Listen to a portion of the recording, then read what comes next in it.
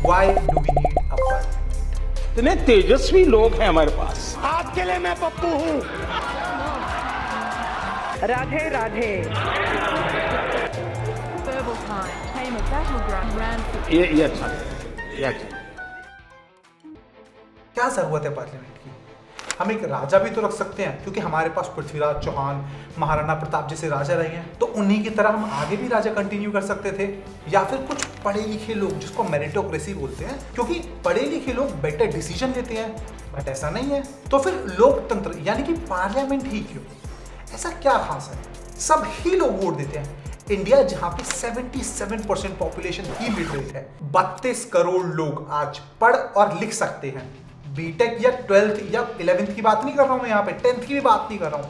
यानी कि 32 करोड़ लोग जो ढंग से पढ़ भी नहीं सकते और लिख भी नहीं सकते, वो भी इलेक्शन में पार्टिसिपेट करते हैं। ऐसा क्यों है?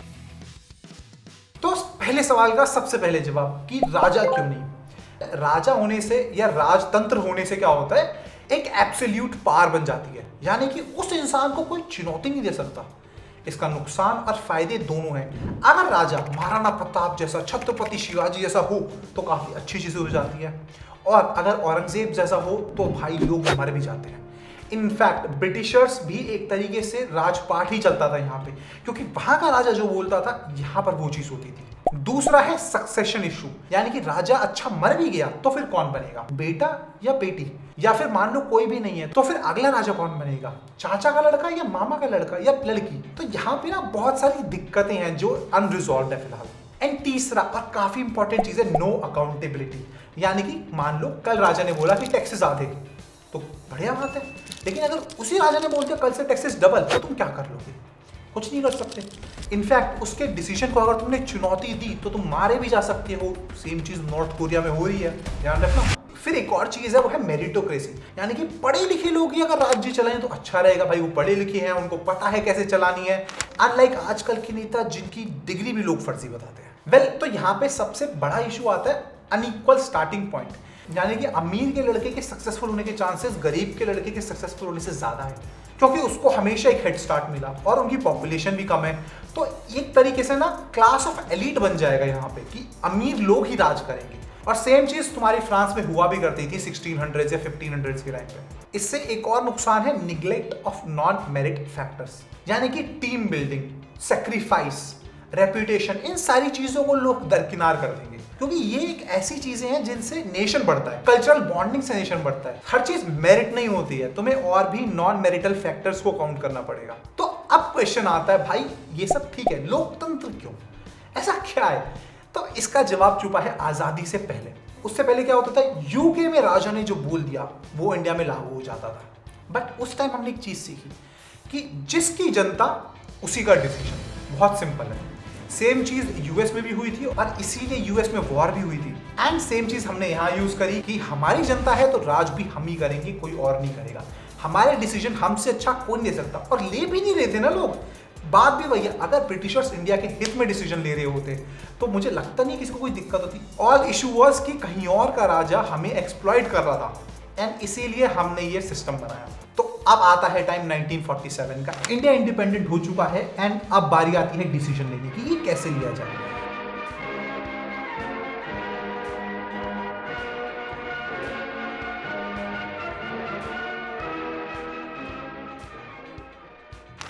तो भाई उस टाइम 34 करोड़ लोग मिलके तो कुछ डिसाइड नहीं कर सकते, राइट? लेट सपोज कहीं से कोई नदी जानी है, तो क्या 34 करोड़ लोग मिलके डिसाइड करेंगे कि जानी है, नहीं जानी है, कैसे जानी है? तो यहाँ पे आता है इलेक्शन, यानी कि वो 34 करोड़ लोग मिलके कुछ लोगों को अपॉइंट करेंगे, एंड वो लोग डिसीजन लेंगे।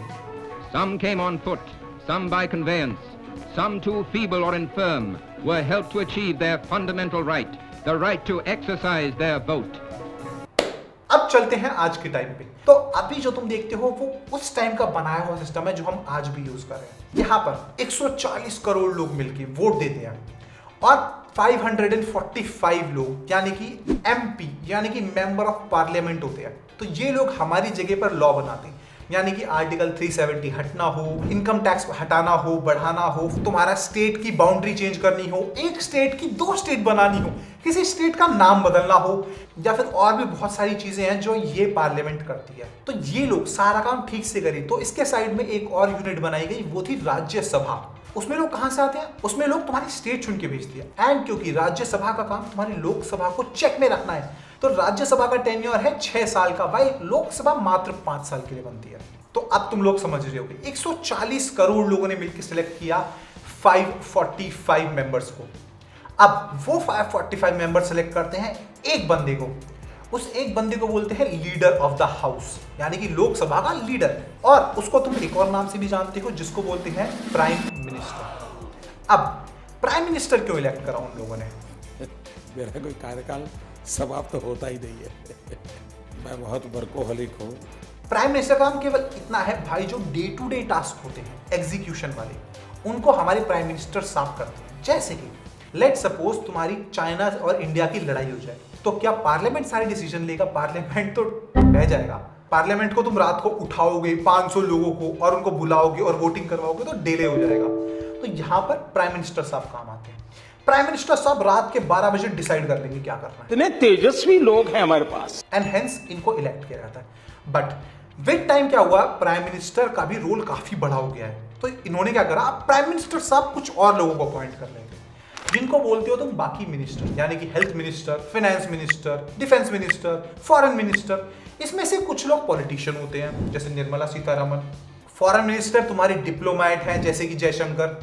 तो अब तुम्हारे दिमाग में थोड़ी थोड़ी पिक्चर क्लियर हुई होगी। 140 करोड़ लोगों ने मिलकर सिलेक्ट किया 545 लोगों को, जिनको बोलते हैं मेंबर ऑफ पार्लियामेंट। इनका काम है कानून पास करना। साथ में है राज्यसभा, इसका काम है लोकसभा ने जो कानून बनाए वो राज्यसभा में चेक हो, उन पे बहस हो, सारी बातें हो कि लोकसभा कुछ गलत कानून तो नहीं बना रहा है। उसके बाद लोकसभा वाले एक बंदे को अपॉइंट करते हैं, लीडर ऑफ द हाउस, जिसको बोलते हैं प्राइम मिनिस्टर, जिसका काम होता है डे टू डे काम करना।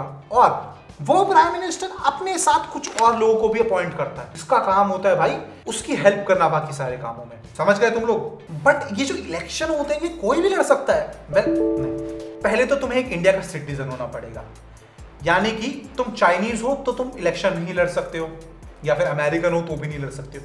अच्छा, अमेरिका में पता है सिटीजन बाय बर्थ है, यानी कि अगर तुम अमेरिका में पैदा नहीं हुए तो तुम वहां पे प्रेसिडेंट नहीं बन सकते। इंडिया में तुम प्राइम मिनिस्टर तो बन सकते हो, इंडिया में ऐसा कोई रूल नहीं है। तो अमेरिका वालों ने ये चीज में अच्छा रूल बनाया। फिर तुम्हारी एज 25 साल की होनी चाहिए, यानी कि कोई 18-15 साल का इंसान प्राइम मिनिस्टर या इलेक्शन नहीं लड़ सकता। थर्ड, तुम्हारे पास कोई क्राइम का रिकॉर्ड भी नहीं होना चाहिए, यानी कि मर्डर्स, रेपिस्ट या फिर और भी जो क्राइम होते हैं भाई तुम जेल में नहीं होना चाहिए। तो अब मैं तुम्हें पार्लियामेंट के फायदे गिनवाऊं तो शायद तुम्हें समझ में आ जाए। पहला है रिप्रेजेंटेशन, यानी कि 140 करोड़ लोग मिलकर सेलेक्ट करते हैं अपने लोगों को जो कि कानून बनाते हैं। सेकंड, लेजिस्लेशन, यानी कि वो जो 545 लोग इलेक्ट होकर आए हैं they will make the law, यानी कि अब वो जो 545 लोग इलेक्ट होकर आए हैं वो कानून बनाएंगे। तो तुम्हारा इनकम टैक्स एक्ट, तुम्हारा फूड सेफ्टी एक्ट, तुम्हारा न्यूक्लियर एक्ट, सारी चीजें ये इलेक्टेड लोग बनाते हैं। थर्ड है चेक्स एंड बैलेंस रहते हैं, यानी कि अगर कानून बना भी दिया तो उसको पास करवाने के लिए तुम्हें राज्यसभा भी चाहिए होगा।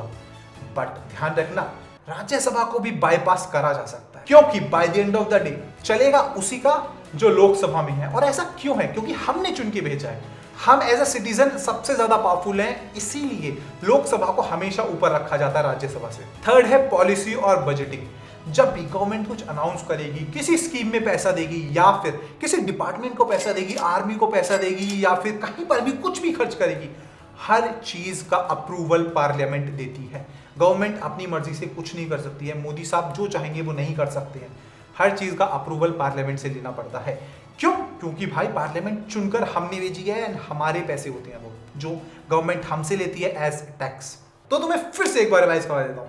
140 करोड़ लोग चुनते हैं 545 लोगों को, साथ में राज्यसभा भी है। और अब ये लोकसभा वाले लोग चुनते हैं एक बंदे को जिसको बोलते हैं हम प्राइम मिनिस्टर, और वो प्राइम मिनिस्टर चुनता है अपने अंडर कुछ और लोगों को जिनको बोलते हैं हम बाकी मिनिस्टर या फिर कैबिनेट मिनिस्टर्स। तो तुम अब हायरार्की समझ रहे होगे।